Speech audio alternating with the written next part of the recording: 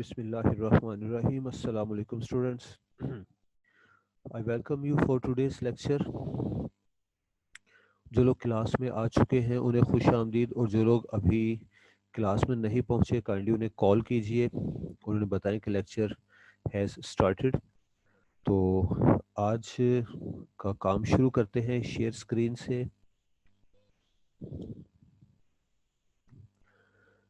آج ہم next poet ٹیڈ ہیوجز کو پڑھیں گے. پچھلا والا جو ٹاپک تھا ہمارا ٹی ایس ایلیٹ والا، اس میں ہم نے ویسٹ لینڈ کو کافی تفصیل سے پڑھا.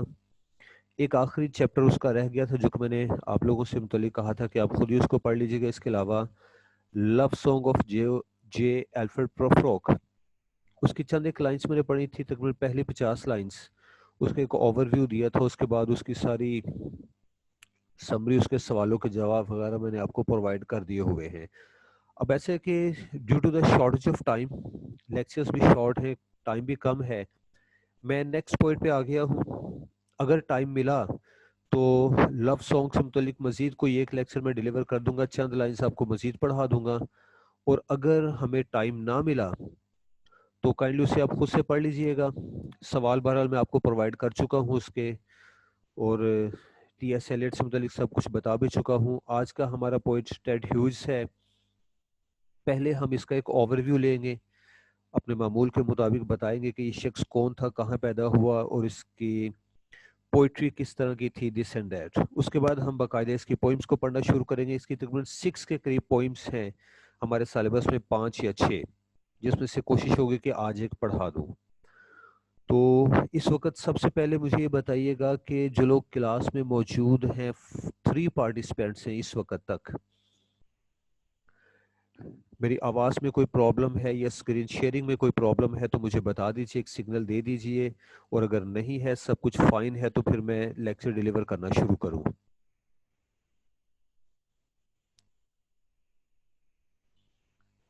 جی kindly one student please open your mic and tell me is everything fine. Can you listen me properly? Yes, sir. Sorry. Yes, sir. That's very good. Okay. تو Ted Hughes was born in Mytholmroyd, Yorkshire in 1930. یہ شخص ایک English شاعر تھا، انگلستان کا یعنی England کا ایک حصہ یارکشائر ہے جہاں اس کی پیدائش ہوئی 1930 میں، اینڈ 1998 میں 1998 میں اس کی وفات ہوئی تھی.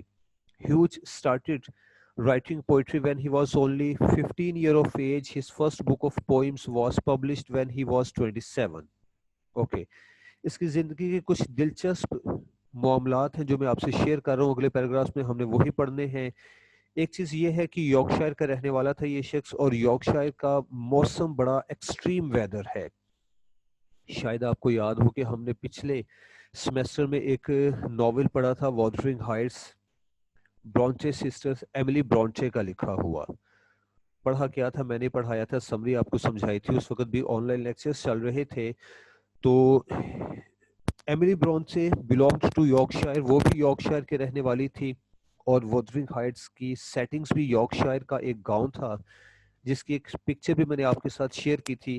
بڑا ڈسٹربنگ ویدر، آسمان پر دھند چھائی ہوئی اور دور تک ویرانہ.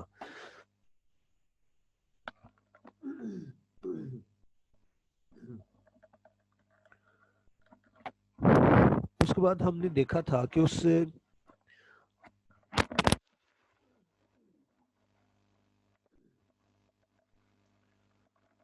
سوری فار ڈسٹربنس، میرا مائک تھوڑا سا ہل گیا تھا. دوسری چیز ہم نے اس میں یہ دیکھی تھی کہ اس ناول کے جو مین کیریکٹرز تھے، جو ہیرو تھا specially, he was an anti hero, he was a negative person, بڑا منفی کردار کا شخص تھا. تو کہا جاتا ہے کہ جیسا موسم ہے یارکشائر کا، ویسے ہی وہاں کے لوگ سخت مزاج، روکھے پھیکے، بد مزاج ہیں اپنے موسم کی طرح سے. تو ٹیڈ ہیوج جو کہ اس علاقے کا رہنے والا تھا، اس کی پوئٹری میں ہمیں اس موسم کی سختیاں نظر آتی ہیں. اگلی بات، اس کی پوئٹری میں نیچر کا ذکر ہے، اینیملس کا، جانوروں کا بڑا ذکر ہے، کیونکہ جب میں نے اس کی لائف ہسٹری پڑھی تو مجھے پتا چلا کہ during his childhood he was fond of hunting. شکار کرنے کا اس کو بڑا شوق تھا، اپنے بھائی کے ساتھ جایا کرتا تھا ہنٹنگ کے لیے، شکار کے لیے. لیکن پھر ایک وقت آیا جب اس کو محسوس ہوا کہ animals are the victims, animals بیچارے ہیں، ان کا شکار کیا جاتا ہے اور انسان ان پر مسلط ہے. یعنی he developed a soft corner for animals in his heart. دل میں اس کے ان کے لیے محبت پیدا ہوئی. یہ دو چیزیں ہیں. اس کے علاوہ یہ فطرت کو انسان کے ساتھ جوڑتا ہے. ایک طرف فطرت کی پرسکون کوالٹی کا ذکر کرتا ہے، لیکن بتاتا ہے کہ beneath that surface there is turmoil, there is disturbance and death in nature.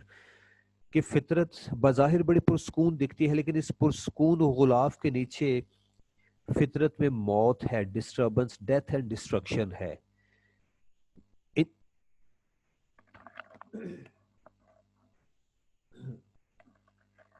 ان چیزوں کا ذکر ہے اس کی شاعری میں. اور بہرحال انسان کو نہیں بھلاتا، یہ فطرت کو انسان کے ساتھ ان ٹچ رکھتا ہے. پھر اس کی شادی سے متعلق ایک بڑی اہم چیز ہے. سیلویا پلیتھ اس کی بیگم کا نام تھا. She was also a poets, an American. وہ امیریکن تھی. یونیورسٹی میں ان کا سامنا ہوا. And with in first 4 months of their friendship they developed love among them and they got married. University میں سیلویا پلیتھ نامی ایک لڑکی کے ساتھ اس کا سامنا ہوا. وہ امریکن شاعرہ تھی، پڑھ رہی تھی یونیورسٹی میں. دونوں نے ایک دوسرے کو پسند کیا اور پھر سیلویا پلیتھ کے ساتھ اس کی شادی ہوئی. پہلے 7 سال ان کی زندگی اچھی گزری، 2 بچوں کی پیدائش بھی ہوئی. لیکن پھر یہ جو ٹیڈ ہیوج صاحب ہیں یہ بے وفا ثابت ہوئے. انہوں نے ایک اور جرمن لڑکی میں اپنا انٹرسٹ ظاہر کیا. سیلویا کو پہلے تو شک ہوا، جب تصدیق ہو گئی کہ ٹیڈ ہیوج کسی اور عورت میں دلچسپی رکھتا ہے تو ان کے درمیان علیحدگی ہوگی. اس نے باقاعدہ طلاق لے لی اور پھر کہا جاتا ہے کہ کچھ عرصہ وہ بیمار رہی اور پھر اس نے خودکشی کر لی تھی. یہ کچھ حالات ہیں جی زندگی کے، ٹیڈ ہیوج کی زندگی کے. ہاں البتہ as a writer, as a literary person یہ بڑا پاورفل تھا، بڑا طاقتور، بڑا پاپولر تھا. اس نے بچوں کے لیے بہت کچھ لکھا. یہ کرٹک بھی تھا. اس نے ناول بھی لکھے، افسانے بھی لکھے، پوئٹری بھی کی. ہی was a popular figure back in 90s. سن 1900 کے زمانے میں یہ بڑا پاپولر رہا ہے. ہاں البتہ اپنے کردار کے حوالے سے ہم نے دیکھا کہ کچھ اچھا شخص نہیں تھا. اوکے، اب انہی باتوں کو ذرا تھوڑا سا پڑھ بھی لیتے ہیں. میں پڑھ اس لیے رہا ہوں کیونکہ آپ کو معلوم ہے کہ میں نے جب آپ کا پیپر ڈیزائن کرنا ہے تو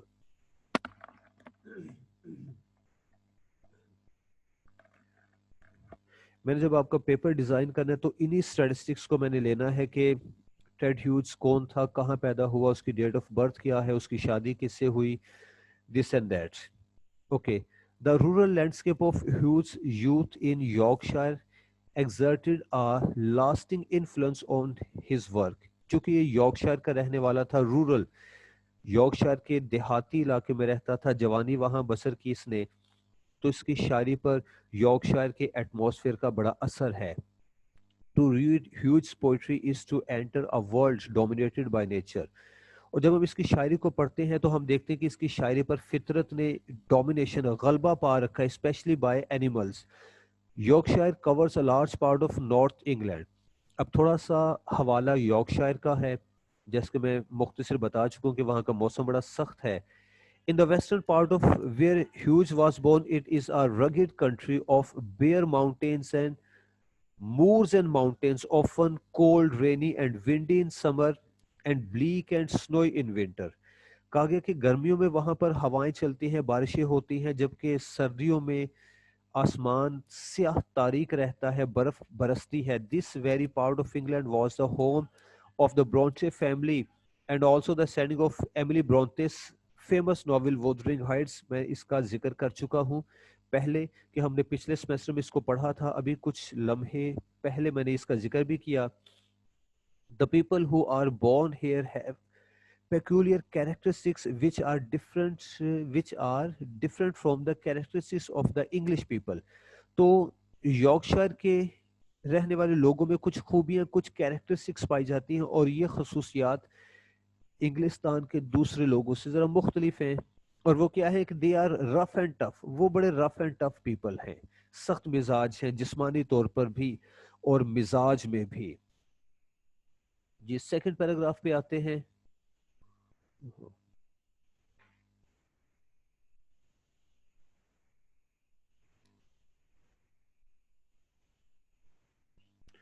Hughes is frequently accused of writing poetry, which is unnecessarily rough and violent.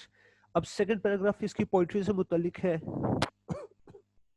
क्योंकि हमने पढ़ा कि वो यॉर्कशायर का रहने वाला था और यॉर्कशायर का मौसम बड़ा शदीद है। तो अब कहा गया कि क्रिटिक्स जिन्होंने टेड ह्यूज को पढ़ा, इस पर तनकीद की, वो कहते हैं कि जनाब इसकी शायरी में वायलेंस बड़ा है। तो उसके वायलेंस की क्या वजह है? One reason of his showing violence in his poetry is his father's accounts of service in world war one. एक वजह यह है कि इसके वालिद साहब ने फर्स्ट वर्ल्ड वॉर में हिस्सा लिया था एक सिपाही की हैसियत से।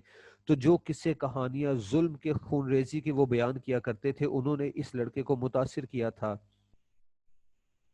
और ये बात हम वेस्टलैंड पढ़ने के दौरान भी पढ़ चुके हैं कि उस दौर का जितना भी लिटरेचर है, सन 1900 के ज़माने का जितना भी लिटरेचर है, वो सारा first world war and second world war की तबाही से मुतासिर हुआ था। लोग जहनी तौर पर डिस्टर्ब थे।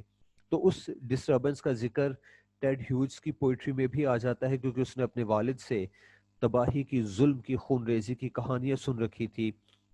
And his own early experiences on the Moore's, और इसकी ज़िंदगी चूंकि यॉर्कशायर के मूर्स में गुजरी थी, देहात गांव में गुजरी थी, वहां पर उसने जो कुछ एक्सपीरियंस किया वो भी उसने अपनी शायरी में जिक्र किया है।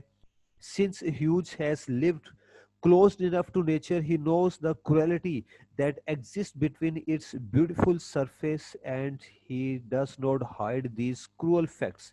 तो कहा गया कि टेड ह्यूज ने चूंकि नेचर को बड़ी करीब से फॉलो किया था, सॉरी ऑब्जर्व किया था, तो वो जानता था कि on the surface nature is very beautiful, कि बाज़ाहिर तो फितरत बड़ी खूबसूरत है, लेकिन अंडर द सरफेस इसमें जुल्म है। और क्या है कि he does not hide those cruel facts, rather he presents them in vivid description. वो इन इस जुल्म को छुपाता नहीं है, बल्कि वाज़े तौर पर बयान करता है। हम इस बात को समझने के लिए इसको थोड़ी देर के लिए विलियम वर्ड्सवर्थ से कंपेयर करते हैं कि वो भी तो गांव का रहने वाला था, लेकिन उसने ब्यूटी ऑफ नेचर को बयान किया है, फितरत की बड़ी खूबसूरत मासूम सूरत हमारे सामने पेश की है। उसने ये जिक्र नहीं किया कि फितरत beneath the surface is cruel, फितरत जालिम है, उस चीज का जिक्र नहीं है। हाँ, टेड ह्यूज ने इस चीज का जिक्र किया है और खुलकर बयान किया है। हम जो सेकंड पोइम इसकी पढ़ेंगे आज नहीं कल वाले नज़म, उसमें इस चीज का जिक्र आएगा कि किस तरह से फितरत जालिम है। और फिर इंशाल्लाह मैं ये पॉइंट आपको याद दिलाऊंगा कल। He gives voice to the intense struggle between the Hunter and the hunted, the human and the divine. वो बताता है कि शिकारी और शिकार के दरमियान एक जद्दोजहद जारी रहती है, इंसान और उसके मुकद्दर के दरमियान जद्दोजहद है। ये हंटर एंड द हंटेड, इसके दो मायने हैं। एक तरफ इंसान और जानवरों का ताल्लुक है कि इंसान शिकार करता था, जानवर बेचारे शिकार होते थे। दूसरी तरफ इंसान खुद भी तो शिकार था, फितरत का, अपने मुकद्दर का, और यॉर्कशायर के शदीद मौसम का, शदीद सर्दी का शिकार था। उसे अपने आप को बचाने के लिए, जिंदा रखने के लिए मौसम से जिद्दोजहद करना पड़ती थी, अपने मुकद्दर से लड़ना पड़ता था। इन दो चीजों का जिक्र उसने अपनी पोइट्री में किया है। नेक्स्ट आ जाते जी एनिमल्स अपीयर, जैसे मैं पहले बयान कर चुके, उसने एनिमल्स का बड़ा जिक्र किया है अपनी शायरी में। अब वो जिक्र क्या है उसको हम पढ़ते हैं। Animals appear frequently through out his work as Daiichi, metaphor and icon. कभी वो इनको एक डाइची, एक गॉड, गॉडेस की सूरत में पेश करता है, कभी मेटाफर, तशबीह की सूरत में पेश करता है, कभी उसको कोई आइकन, कोई सिंबल बना के पेश करता है। The most famous of his subjects is crow, और ज्यादातर क्रो का, कव्वे का जिक्र करता है अपनी शायरी में। N अमालगम of God, bird and man, और कव्वे को उसने किस तरह से पेश किया है? एन अमालगम, वो एक मिक्सचर है, उसमें एक देवता की शक्ल है, बर्ड वो परिंदा भी है, उसकी सूरत में से इंसान भी नजर आता है। His existence seems pivotal to the knowledge of good and evil, اور یہ جو ایگزسٹنس آف کرو ہے یہ knowledge of good and evil کی طرف اشارہ ہے, اچھائی اور برائی کے درمیان فرق کرنے کا اشارہ ہے. This holds true for nearly all of his books from the Hawk in the Rain. Hawk in the Rain اس کی کتاب کا نام ہے جس میں پوئمز ہیں اس کی, two Wolfwatching and Moortown Diary. یہ تین اس کی کتابیں ہیں. ان کتابوں میں ٹیڈ ہیوجز کی پوئمز ہیں اور ان پوئمز میں جانوروں کا ذکر اکثر ملتا ہے. Two of his last collections. Okay, یہ تھے جی اس کی زندگی کے حالات. ابھی انٹرسٹنگ چیز سیلویا پلیتھ سے متعلق, اس کی شادی سے متعلق ہے. ہیوج میٹ سیلویا پلیتھ دا امریکن پوئٹس ہے جی, یہ لفظ POETES پوئٹس تھی وہ, ان 1956 at Cambridge University and married. Sylvia Plath was continuing her studies and within 4 months of this meeting they got married. The intensity of their love is expressed in the poetry which each of them wrote at that time. تو کیا کہا کہ 1956 میں اس کا سامنا ہوا Sylvia پلیتھ سے. 4 ماہ کے اندر اندر انہوں نے دوستی کو محبت میں بدلا اور پھر شادی کر لی. اور ان کی محبت کی شدت ابتدا میں بڑی زبردست. ان دونوں نے شادی کے بعد جو نظمیں لکھی, جو شاعری کی, ان ابتدائی نظموں میں وہ ایک دوسرے سے متعلق اپنی محبت کا اظہار کرتے ہیں. Intensity of love. For 7 years Ted and Sylvia lived together apparently quite happy. 7 سال تک ان کی زندگی اکٹھے بسر ہوئی اور وہ خوش بھی تھے. اپرنٹلی کا ذکر ہوا ہے یعنی دراڑیں پڑ چکی تھی. But just after the death of their after the birth of their second child, Nicholas, things went badly wrong. لیکن جب ان کے ہاں دوسرے بیٹے کی پیدائش ہوئی جس کا نام نکولس لکھا گیا ہے تو حالات بدلنے لگے. Ted fell in love with another woman. Ted Hughes ایک اور عورت کی محبت میں مبتلا ہوا. ایسیا یا آسیا اس کا نام تھا. Well German born cosmopolitan woman. وہ بائی برتھ جرمن تھی. who had been married 3 times and at that time she was married to the Canadian poet David Weddell. تو وہ کوئی نیک پرہیزگار خاتون نہ تھی. ایک طرف تو لکھا کہ وہ کاسموپولیٹن تھی. کاسموپولیٹن ایک ایسا شخص ہے جو کہتا ہے کہ جی میرا تعلق ساری دنیا سے ہے, یعنی وہ شہر شہر ملک ملک پھرنے والی خاتون تھی. بائی برتھ وہ جرمن تھی. اس کے بعد اس سے پہلے وہ 3 شادیاں کر چکی تھی اور کرنٹلی جب اس کا سامنا ٹیڈ ہیوج سے ہوا تو ایک کینیڈین پوئٹ جس کا نام ڈیوڈ ویول ہے وہ اس کا خامد تھا, یعنی شی واز آلریڈی میرڈ. وہ اس وقت بھی شادی شدہ خاتون تھی, اس سے پہلے بھی 3 شادیاں کر چکی تھی جب اس کا سامنا ٹیڈ ہیوج سے ہوا اور یہ دونوں ایک دوسرے کی محبت میں مبتلا ہوئے. پلیتھ سسپیکٹڈ ہیوج آف انفائڈیلٹی. پہلے تو سیلویا پلیتھ کو شک ہوا کہ اس کا خامد اب بے وفائی کر رہا ہے اس سے. First فالسلی but later it was proved. پہلے تو اس نے جھوٹ سمجھا لیکن بعد میں سچ ثابت ہو گیا. تو جب ثابت ہو گیا کہ وہ ایک دوسری عورت کی محبت میں مبتلا ہے, by mutual agreement Hughes and Sylvia Plath parted. ان دونوں نے آپس میں ایگریمنٹ کے ساتھ ایک دوسرے سے علیحدگی اختیار کر لی.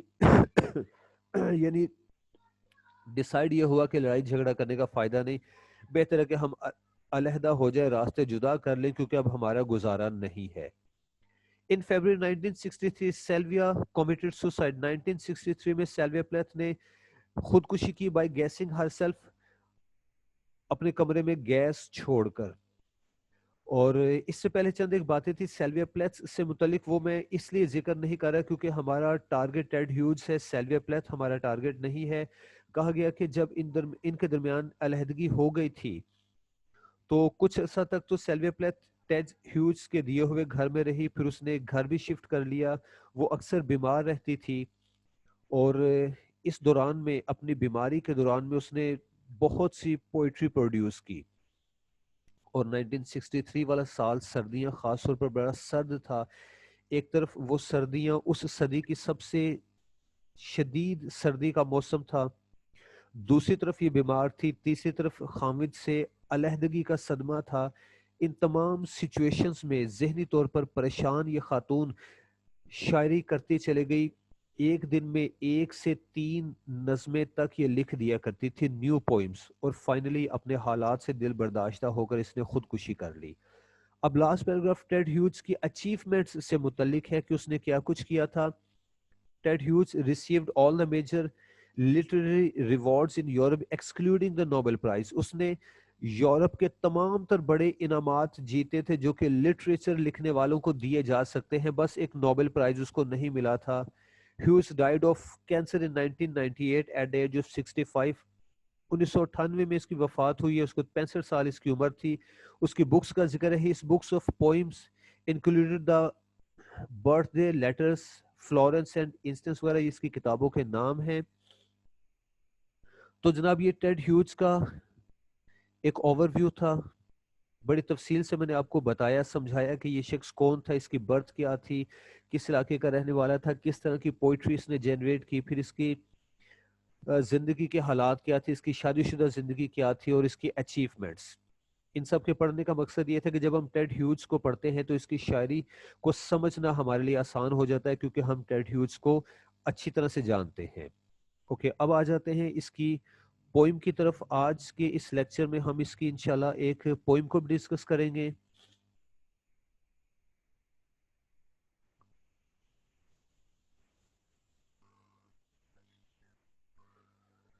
جی، نظم ہے ہاکس مونولوگ۔ یہ نظم آپ کو 3 جگہ پہ مل سکتی ہے۔ ایک یہ ہے کہ آپ نیٹ سے لے لیجئے، جیسے کہ میں آپ کے ساتھ اسکرین شیئر کر رہا ہوں، اور آج کے دن میں انشاءاللہ یہ آپ تک پہنچ جائے گی۔ دوسرا طریقہ یہ ہے کہ آپ بک پرچیز کریں۔ انشاءاللہ آج میں بک کا ٹائٹل بھی آپ کے ساتھ شیئر کروں گا، بک آپ کو میں ریکمینڈ کر دوں گا، یہ لیکچر بھی آپ کے ساتھ شیئر کیا جائے گا۔ انٹرنیٹ سے وصول کر لیجئے، بک پرچیز کریں۔ تیسرا طریقہ کار یہ ہے کہ بی اے لیول کی بک ہے، بی اے انگلش کی کتاب، سمپل بی اے والوں کی، I am not talking about B S C اور B com, simple B A کی انگلش کی کتاب ہے پوئٹری کی، ٹھیک ہے۔ اس میں ہاکس مونولوگ پوئم موجود ہے، تقریباً کوئی 15ویں 17ویں نمبر والی نظم ہے، یہ 15-17 نمبر پہ یہ نظم ہے، ٹھیک ہے۔ مونولوگ، ہاک مطلب ہوتا ہے عقاب، مونولوگ خود کلامی، اپنے آپ سے بات کرنا۔ اس نظم میں شاعر ایک ہاک، ایک عقاب کی زبانی ہمیں اس کے حالات بتاتا ہے۔ جب ہم نظم کو پڑھتے ہیں تو ہم اس ہاک، اس عقاب کو بڑا تکبر بھرا پاتے ہیں۔ وہ کسی درخت پر، بلند درخت پر، سب سے اوپر والی شاخ پر کہیں بیٹھا ہوا ہے، اور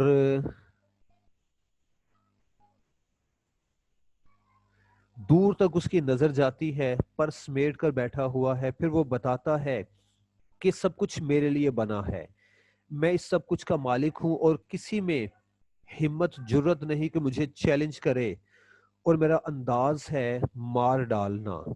allotment of death is my right۔ وہ کہتا ہے کہ موت بانٹنا، موت دینا میرا رائٹ ہے، میرا حق ہے، اور اس حق سے مجھے کوئی نہیں چھین سکتا، اس حق سے مجھے کوئی نہیں محروم کر سکتا۔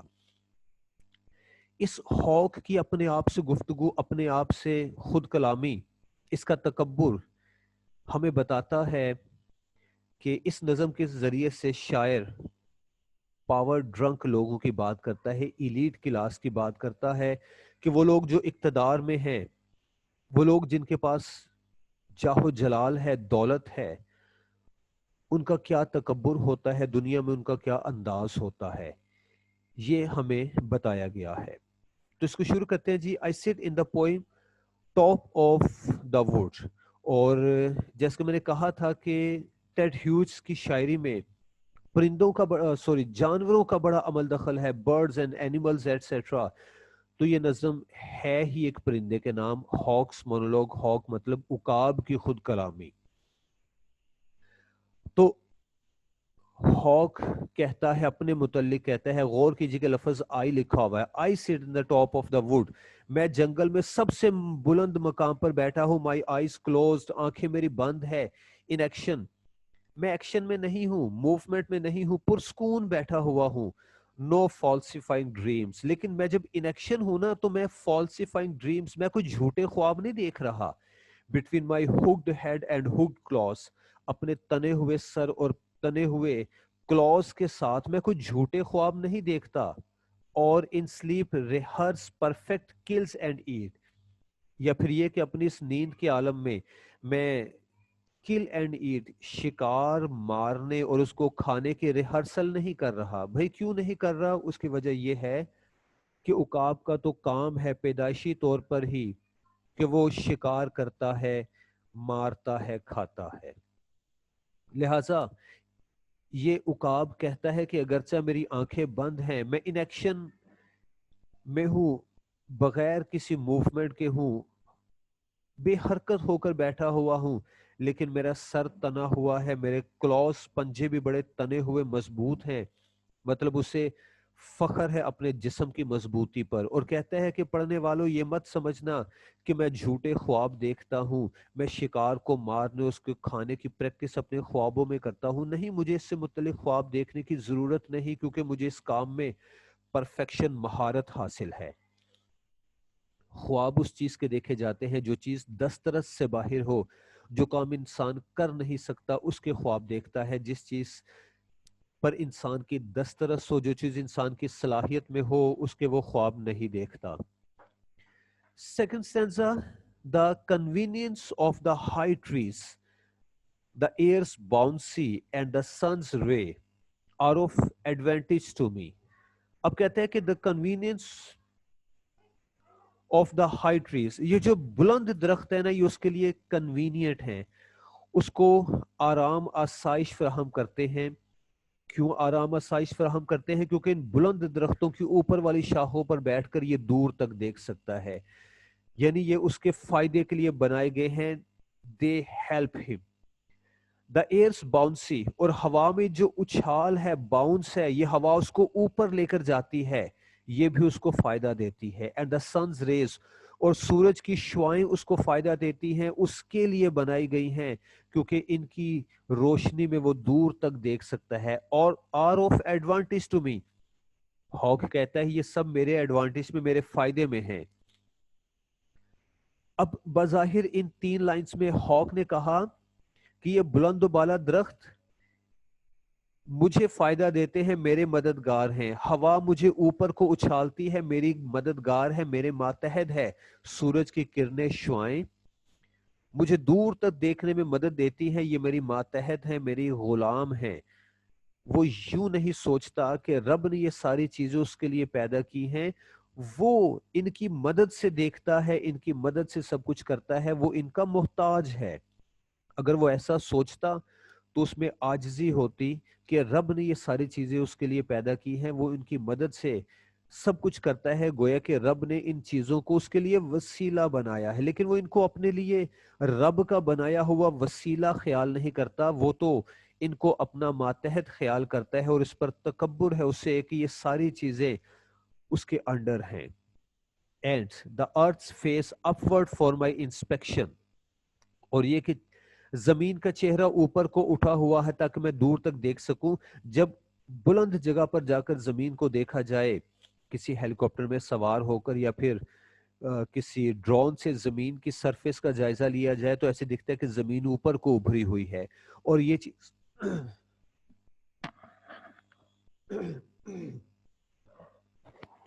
और ये चीज हॉक के लिए फायदेमंद है, क्योंकि वो जब बुलंद जगह पर बैठा होता है, किसी पहाड़ की चोटी पर या किसी दरख्त के ऊपर वाली शाख पर, तो वो दूर तक देख सकता है। या फिर जब वो परवाज कर रहा है, तब भी वो अगर नीचे की तरफ देखे, जमीन का जायजा ले, तो वो दूर तक देख सकता है।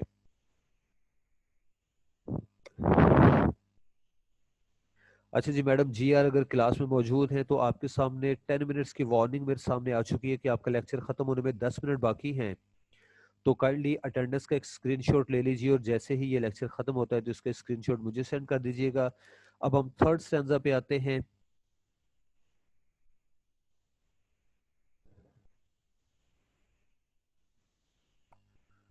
Okay, third stanza.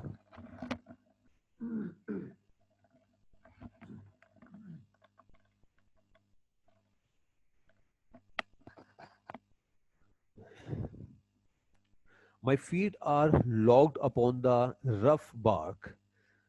Rough bark कहा गया है दरख्त की शाख के जो ऊपर वाली छाल जो छिलका होता है उसको बार्क कहते हैं। तो ये परिंदा कहता है कि इसके कदम, इसके पंजे उस दरख्त की छाल पर मजबूती से टिके हुए हैं, उसने पकड़ रखा है, जकड़ रखा है इस शाख को।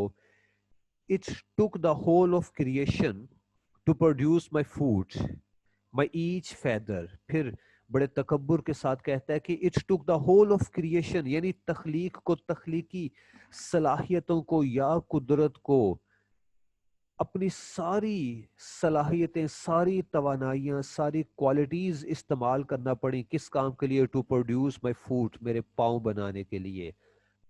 माई ईच फैदर, मेरा एक एक पर बनाने के लिए।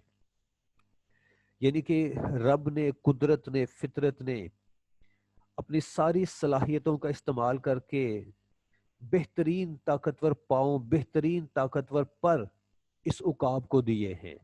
Now I hold creation in my fruits, लिहाजा मैं इस कायनात को अपने कदमों में जकड़े हुए हूँ। इस उकाब का ख्याल है कोई सारी कायनात का मालिक है, सारी कुदरत का, फितरत का, सारी मखलूकात का मालिक है। अपने मजबूत पंजों पर उसको बड़ा नाज है, लेकिन वो इस तरह से नहीं सोचता कि अगर कुदरत ने, फितरत ने या रब ने उसको अपनी सलाहियतों का इस्तेमाल करके बनाया है तो हकीकत में ताकतवर तो रब हुआ ना जिसने इसको पैदा किया है, वो तो उसका मोहताज है।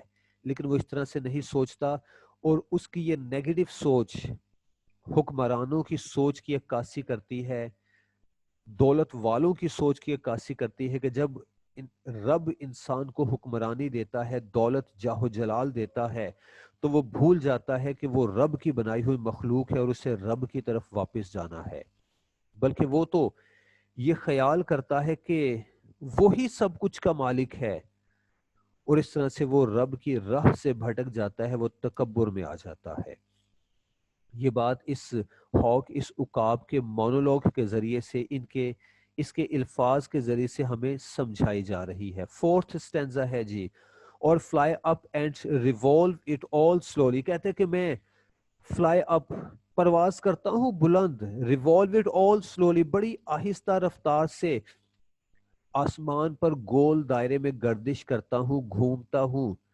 आई किल वेयर आई प्लीज, और जहां मेरा जी चाहता है मैं शिकार करता हूं। Because it is all mine, क्योंकि ये सब कुछ मेरा है। यानी वो कहना चाहता है कि मेरे लिए कोई हदें नहीं है, मैं मैदानों में, पहाड़ों पर, दरियाओं पर जहां चाहता हूं मैं शिकार करता हूं। There is no सोफिस्ट्री in my body. यहां पर सोफिस्ट्री का मतलब होगा रहम, कि मेरे अंदाज में,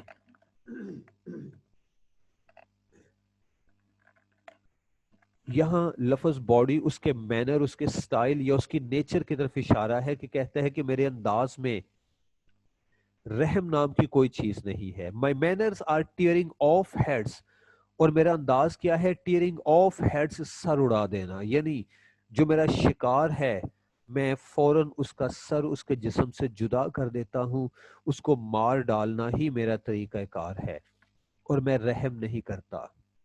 द अलॉटमेंट ऑफ डेथ, मौत का देना, ये मेरा अंदाज है, जैसे कि हमने शुरू में पढ़ा था। Four, the one path of my flight is direct, क्योंकि मेरी परवाज का एक हिस्सा सीधा गुजरता है, direct through the bones of the living, जिंदा जानदारों की हड्डियों में से गुजरता है। तो ये जनाब स्टैंजा नंबर 4 और 5 जो कि मैंने पढ़ा, ये खास तौर पर इसके तकब्बुर की तरफ इशारा है। No argument एसर्ट्स, ji, no arguments एसर्ट्स my right, और कहते हैं कि कोई आर्गुमेंट्स, कोई दलील मेरे सामने कारगर नहीं है। कोई इस उकाब को ये नहीं कह सकता कि तुझे ऐसा नहीं करना चाहिए, तुझे शिकार नहीं करना चाहिए, तुझे रहम करना चाहिए। कहते हैं कि किसी की दलील मुझ पर कारगर नहीं है। The sun is behind me, last stanza number 6, the sun is behind me, सूरज मेरे पीछे है। Nothing has changed since I begin, اور جب سے میری پیدائش ہوئی ہے تب سے لے کر اب تک کچھ تبدیل نہیں ہوا. My eyes has permitted no change, کیونکہ میری آنکھوں نے تبدیلی کی اجازت ہی نہیں دی. یہ اس کی خام خیالی ہے, یہ اس کا دھوکہ ہے کہ اس نے کچھ بدلنے نہیں دیا, حالانکہ جب یہ عقاب بوڑھا ہو جائے گا تو وہ خود ہی بدل جائے گا, اس کی اپنی ذات بدل جائے گی جب اس میں پرواز کرنے کی ہمت نہیں رہے گی. یہ جو سنٹینس ہے کہ nothing has changed since I began, my eyes has permitted no change, یہ دو لائنز, یہ سنٹینس اقتدار والوں کی سوچ ہوتی ہے اس وقت تک جب تک کہ وہ اقتدار میں رہتے ہیں, جب تک ان کے پاس دولت ہے, اقتدار ہے, جاہ و جلال ہے, جسمانی طاقت ہے, تو ان کا بھی خیال ہوتا ہے کہ وہ کچھ نہیں بدلنے دیں گے. لیکن رب جب چاہتا ہے سب کچھ بدل دیتا ہے. I am going to keep things like this, اور یہ ہاک یہ عقاب کہتا ہے کہ میں سب کچھ کو اسی طرح سے چلتا ہوا رکھوں گا, یعنی جب تک میں ہوں کچھ نہیں بدلے گا. لیکن یہ بیوقوف عقاب, یہ ہاک یہ نہیں جانتا کہ اس کی میں ایک دن ختم ہو جائے گی جب رب کی طرف سے اس کی موت کا حکم آ جائے گا. تو جناب یہ نظم تھی جو کہ ہم نے پڑھی. اب آپ کی آسانی کے لیے میں نے ایک کام کیا ہے, ہاکس مونولوگ پوئم آپ کو پڑھائی, ساتھ ساتھ اس پہ تبصرہ کرتا گیا ہوں, اور اس کی ایکسپلینیشن مجھے کہیں سے ملی تھی سٹینزا وائز, 1 2 3 4 5 and 6 اسٹینزاز. اپنی آسانی کے لیے, آپ لوگ اپنی آسانی کے لیے اس کو پڑھنا چاہو تو پڑھ لو. البتہ میں نے بڑی تفصیل سے بڑی گہرائی سے نظم آپ کو سمجھا دیا, میرا نہیں خیال کہ اس کے بعد ایکسپلینیشن کی ضرورت ہے. لیکن بہرحال اس کا first sentence, Ted Hughes using the persona of wild bird describes the psychology and cruel nature of par drunk. بس یہ ایک سنٹینس par drunk تک یہ اس پوری نظم کا خلاصہ ہے, اس کا تھیم ہے. یعنی ہاک کو استعمال کیا اس نے ایک پرسونا, ایک پرسنالٹی کے طور پر, اور اس کے کردار کے ذریعے سے اس نے پار ڈرنک یعنی وہ لوگ جو طاقت کے نشے میں ہیں ان کی کرویلٹی کو, ان کے ظلم کو, ان کی نیگیٹو تھنکنگ کو ہمارے سامنے پیش کیا ہے. یہ ساری نظم ہے. ٹھیک, اس نظم کے بعد اب ہم اس کے ساتھ ہی ایک دوسری نظم کی طرف آ جاتے ہیں, اور یہ ہے دا مارننگ. یہ وہ پوئم ہے جو کہ میں نے آپ کو کل پڑھانی تھی, ڈیزائن تو اس لیے کیا تھا کہ اس کو کل پڑھائیں گے, لیکن بہرحال ابھی چونکہ 1.5 منٹ میرے پاس باقی ہے اور یہ 1.5 منٹ ہم نے ضائع نہیں کرنا. نظم دیٹ مارننگ میں آپ کو شروع کرواتا ہوں. ہاں, آپ میں سے اگر کسی نے کوئی کویسچن مجھ سے پوچھنا ہو آج کے اس لیکچر سے ریلیٹڈ, یہ کوئی بات آپ کو سمجھ نہ آئی ہو, تو میں 10 سیکنڈز کے لیے خاموش ہوں. ریز یور ہینڈ, سوال پوچھیے, اگر نہیں تو پھر میں اس کو پڑھنا شروع کروں گا.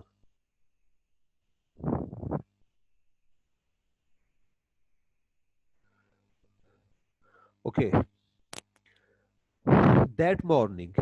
اس نظم میں شاعر ایک صبح کے منظر کو بیان کرتا ہے. بڑا خوبصورت منظر ہے, صرف آج اس کا ایک اوور ویو دوں گا, پڑھنا ہم نے کل ہے اس کو. شاعر کہتے ہیں کہ صبح کا وقت تھا, مور لینڈز میں دھند چھائی ہوئی ہے. ویسے تو کلیئر مارننگ ہے, لیکن بہرحال دھند چھائی ہوئی ہے کیونکہ سرد علاقہ ہے. اس نے دیکھا کہ دریا کے پانی میں سیلمن مچھلیاں ہیں. یہ سرد علاقے کی مچھلی ہوتی ہے, صرف برفانی پہاڑی علاقوں کے پانی میں پائی جاتی ہے. وہ تیر رہی ہیں اور ان کی سنہری سی رنگت روشنی کو ریفلیکٹ کرتی ہے. شاعر وہاں کھڑا یہ خوبصورت منظر دیکھ رہا ہے, وہ اپنے آپ کو کسی اور ہی دنیا میں محسوس کرتا ہے. اس کو روحانی سکون مل رہا ہے کہ اسی دوران میں 2 ریچھ آتے ہیں, پانی میں چھلانگ لگاتے ہیں, ان مچھلیوں کو کھا جاتے ہیں. اس لمحے شاعر کا یہ سارا سحر, یہ سارا جادو ٹوٹ جاتا